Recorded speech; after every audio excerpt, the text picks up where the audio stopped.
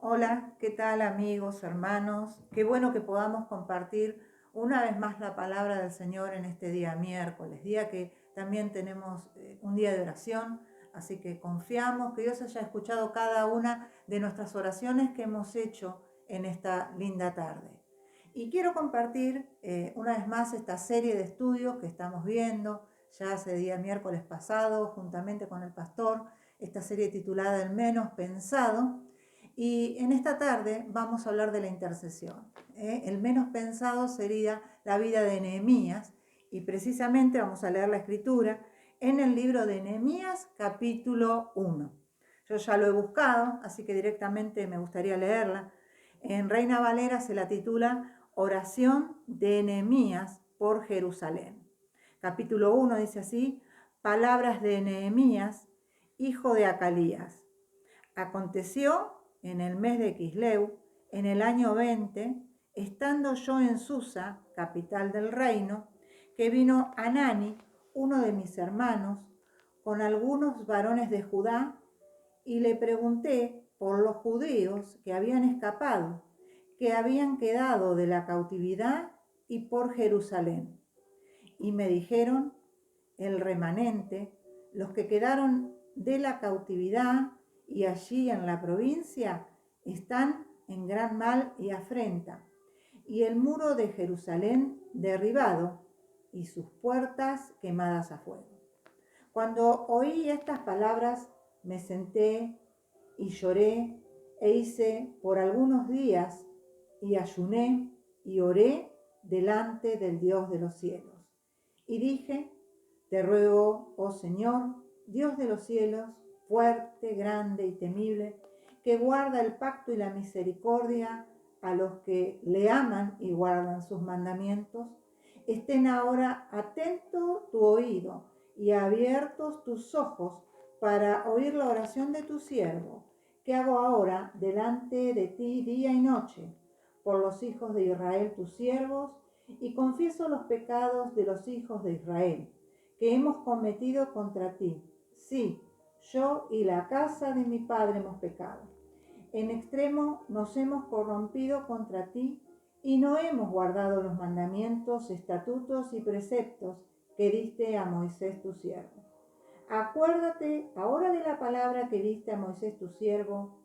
Si vosotros pecareis, yo os dispersaré por los pueblos, pero si os volviereis a mí y guardareis mis mandamientos y los pusiereis por obra, aunque vuestra dispersión fuere hasta el extremo de los cielos, de allí os recogeré y os traeré al lugar que escogí para hacer habitar allí mi nombre. Ellos, pues, son tus siervos y tu pueblo, los cuales redimiste con tu gran poder y con tu mano poderosa. Te ruego, oh Señor, esté atento tu oído a la oración de tu siervo y a la oración de tus siervos, quienes desean reverenciar tu nombre. Concede ahora buen éxito a tu siervo y dale gracia delante de aquel varón, porque yo servía de copero al rey. Cuando vemos esta palabra recordamos la situación de Israel. Israel que dice que fue llamado a ser testigo en contra de la idolatría. Sin embargo, estos queridos israelitas habían fracasado y vez tras vez los vemos envueltos precisamente con los ídolos. Dios les advirtió cuáles van a ser las consecuencias de adorarlos. Y tal es así que permite que sean echados de Jerusalén por esta consecuencia.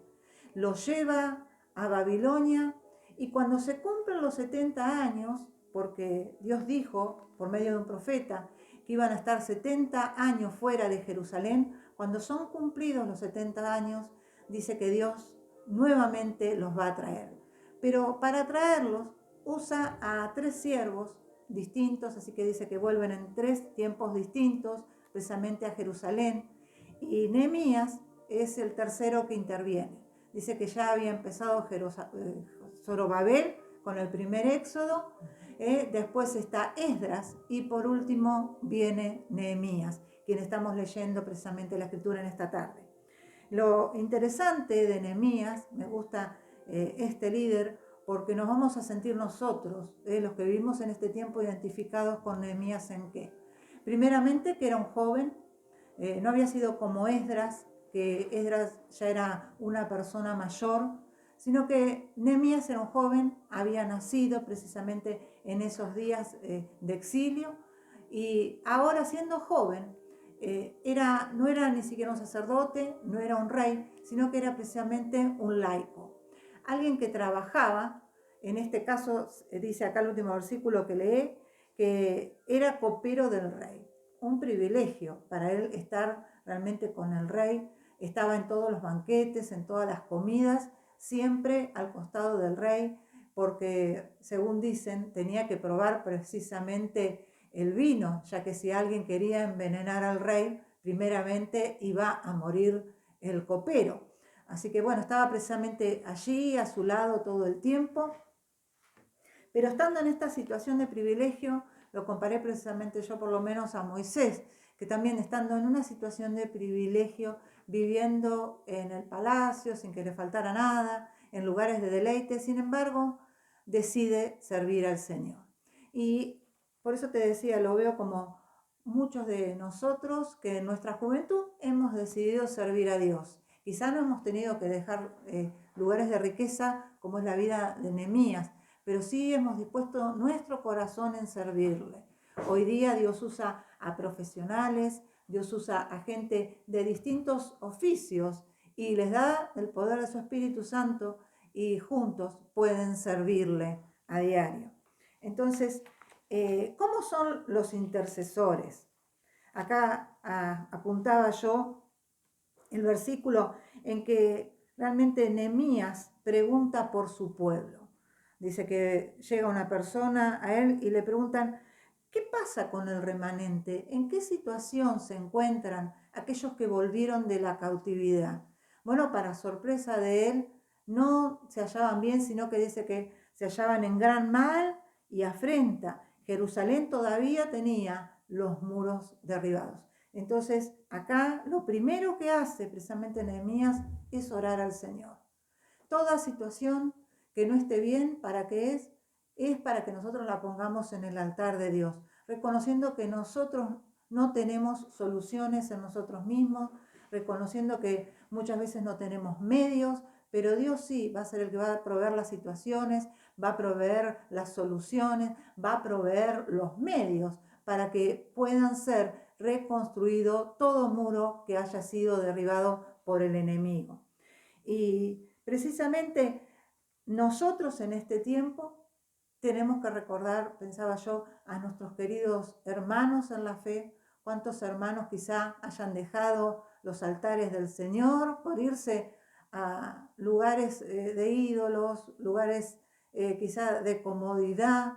Algunos realmente habían sufrido afrenta en la casa del Señor, otros no, otros se fueron quizá por comodidades, pero sea como sea, yo creo que es un tiempo que tenemos que ponernos en la presencia del Señor y decirle, como dijo Nehemías, Señor, acuérdate de tus palabras mismas que vos dijiste, que realmente si nos arrepentíamos, tú nos ibas a restaurar. Así que oremos por nuestros queridos hermanos que no vemos en este tiempo, pero que Dios yo sé que los trae a nuestros corazones. Nehemías en verdad no fue indiferente. Vio la necesidad, escuchó de la necesidad a través de alguien que se lo estaba contando y inmediatamente actuó. Un intercesor dice que se va a identificar con su pueblo. Vemos la oración acá que hace y él ora de esta forma. Yo pequé, primeramente se pone a él en primer lugar, reconoce que él mismo era pecador. Dice, la casa de mi padre pecó, mi pueblo pecó. Y también este es un tipo de oración que tenemos que hacer precisamente en nuestros días. No como la oración de los fariseos, que dice que los fariseos se la pasaban mirando los errores de los demás y no miraban sus propios errores, sino que primeramente mirar nuestros propios errores y luego orar por los errores de nuestro prójimo. Era una nación grande y Dios tenía realmente un propósito con ellos, así como lo tiene con nosotros precisamente en nuestros días. Apuntaba acá también la vida de Abraham. Siempre tomamos como ejemplo a Abraham. Es hermoso este pasaje porque vemos cómo dialoga el Señor con Abraham, con su siervo, aquel que es llamado el padre de la fe. Lo vemos al Señor ahí dialogando precisamente con él. Le va a contar lo que está por suceder. Dos ciudades como Sodoma y Gomorra iban a ser destruidas a causa realmente de la inmoralidad que se había gestado allí. Era tanto que el Señor ya no la soportaba. Sin embargo, veo allí Abraham, veo más que ver, leo lo que dice allí y empieza a dialogar diciéndole al Señor, Señor, si hubiera allí 50 justos, ¿tú destruirías la ciudad? Y bueno, el Señor le dijo, si hubiera 50, yo no lo haría. Y sigue intercediendo Abraham en la presencia de Dios. Y le dice, Señor, si hubiera 45, ¿tú destruirías esta ciudad? Y el Señor dice, si yo veo que hay 45 justos, no lo haré por amor a ellos. Y bueno, sigue intercediendo más y le dice a Abraham, Señor, si hubiera 10 personas, 10 justos, ¿tú la destruirías? Y el Señor le contesta, no, no lo haría por amor a los 10.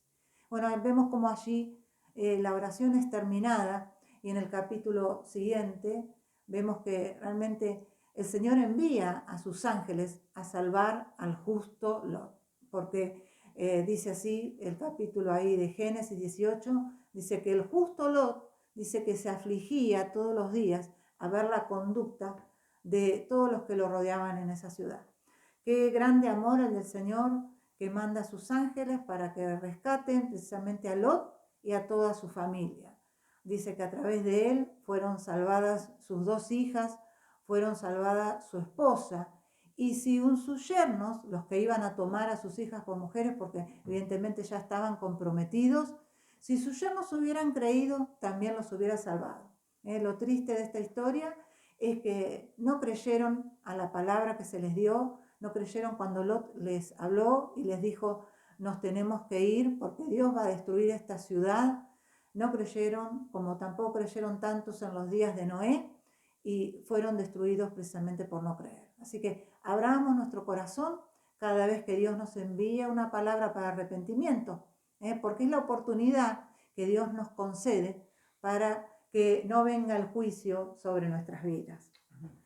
Entonces, huyeron de la ciudad en esa noche y fueron salvados. Otro punto dice, un intercesor reconoce la grandeza del Señor. Jeremías 33, versículo 22, habla de un pasaje que todos hemos cantado hace muchos años. Todos no sé, pero algunos de los que se convirtieron con nosotros cantábamos, como no se puede contar el ejército del cielo ni la arena del mar. Así, creo que hemos sido varios que cantamos esta alabanza. Así es la grandeza de nuestro Dios, que no tiene límite. Bueno, y un intercesor dice que tiene que reconocer cuál es la grandeza de Dios. No mirar el problema, sino mirar la grandeza que tiene Dios.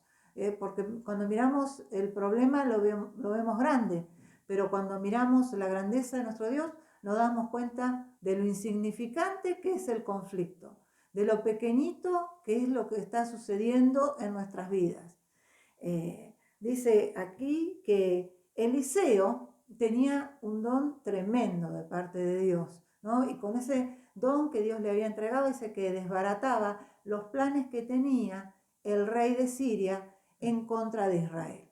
Así que cada vez que este rey intentaba destruir a Israel, precisamente Eliseo, con ese don sobrenatural que Dios le había dado, se lo contaban y bueno, le frustraba los planes a este rey.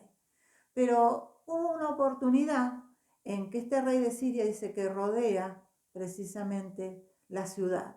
Así que no Eliseo, pero sí su siervo, ese que estaba a su costado, que conocemos que Giesi, dice que Giesi se llena de temor y hace una oración, Eliseo, que realmente el Señor me la traía a mi corazón hace una hora, cuando le dice, Señor, abre los ojos de tu siervo. Y en ese momento fueron abiertos los ojos de Giezi y pudo ver la cantidad de ejércitos celestiales que había en derredor precisamente de Jerusalén. Eso que nosotros no podemos ver. Yo creo en lo que está escrito, pero nunca tuve el privilegio de ver los ejércitos celestiales. Y quizá como muchos de los que están escuchando en esta tarde, quizá usted tampoco pudo ver los ejércitos celestiales, pero creemos lo que está escrito acá. Dice Jeremías que no se pueden contar ni los ejércitos celestiales ni la arena del mar, así que son innumerables. Y realmente que el Señor aumente nuestra fe. No le pido que en este día al Señor que me abra los ojos para ver los ángeles, pero sí le pido al Señor que aumente mi fe, para que yo pueda tener fe en cada problema de esos que se suscitan a diario, en esos problemas que todavía no viví, pero quizá vaya a seguir viviendo, porque la vida cristiana no está exenta de problemas. Pero si el Señor dice que diario va a traer fe, dice allí la palabra, bástate mi gracia, porque mi poder se perfecciona en tu debilidad. Así que son insignificantes si los vemos comparados con la grandeza del Señor. ¿Qué realmente milagros vemos en la palabra? Hemos visto cómo el Señor abrió los ojos de los ciegos, hemos visto cómo el Señor Jesucristo resucitó muertos, vimos en el Antiguo Testamento cómo fue multiplicado el aceite, vemos en el Nuevo Testamento cómo en tiempos de necesidad Dios también multiplicó pan, multiplicó peces, no dejó que su pueblo muriera de hambre. Dice que liberó un montón de endemoniados y trajo paz precisamente a todos. Todos cuantos necesitemos paz, Dios nos la dará. Dijo Jesús, mi paz os dejo, mi paz os doy. No se la doy como el mundo la da. No se turben ni tengan miedo. El Señor va a traer paz y va a traer reposo a nuestras vidas. ¿Qué más es un intercesor? Un intercesor dice que no solo ora por los otros, sino que primeramente va a confesar sus propios pecados. Tenemos acá en el Salmo 32, como David dice, cuando callé, se envejecieron mis huesos. Hasta se le habían enfermado los huesos al rey David cuando cayó. Cayó, en este versículo dice que significa que no confesó a Dios su pecado.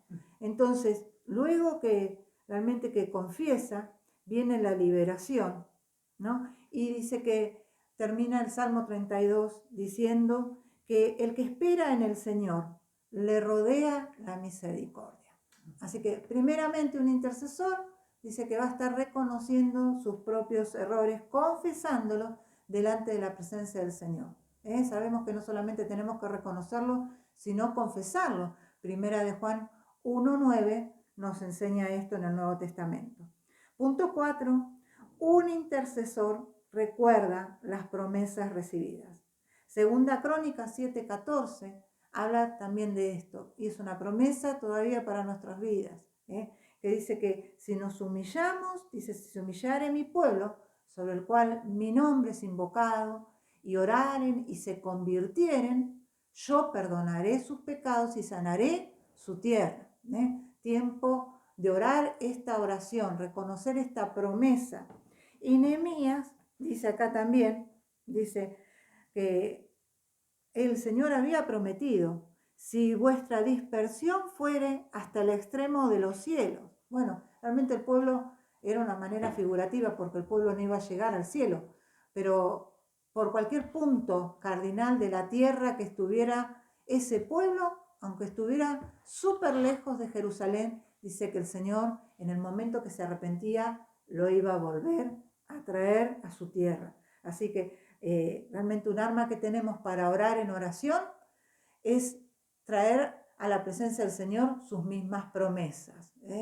Alguien dijo, no tenemos por qué recordarle al Señor. Y hoy decimos sí, tenemos que recordarlo en oración. Ya está escrito, el Señor lo sabe, pero tenemos que recordarlo, dialogar con el Señor, así como dialogó el Señor con Abraham Y él le dijo, si hubiere 50, como si Dios no sabía la cantidad de justos que había. Sabemos que Dios es omnisciente, todo lo conoce. No le tenemos que decir nosotros, Señor, fíjate, contá cuántos justos hay en tal ciudad. Pero es un diálogo que tenemos con Dios por medio de la intercesión. Entonces, recordamos, dice acá, cada promesa recibida. Decía mi esposo cómo en estos días, a través de unas palabras proféticas recibidas por los hermanos en oración, Dios le hizo recordar promesas que tenía desde hace muchos años. Y qué bueno que de vez en cuando recordemos esas palabras específicas que Dios habló a nuestras vidas. Punto 5. Ya vamos terminando. Un intercesor tiene el gozo y la fortaleza del Señor. ¿Por qué? Porque de repente vamos a tener aflicción. Leía el verso de Daniel. Dice que Daniel 2:10 dice que Daniel estuvo afligido por 3 semanas. ¿Y quién había traído esa aflicción? Esa aflicción es una aflicción que pone Dios en el corazón del intercesor.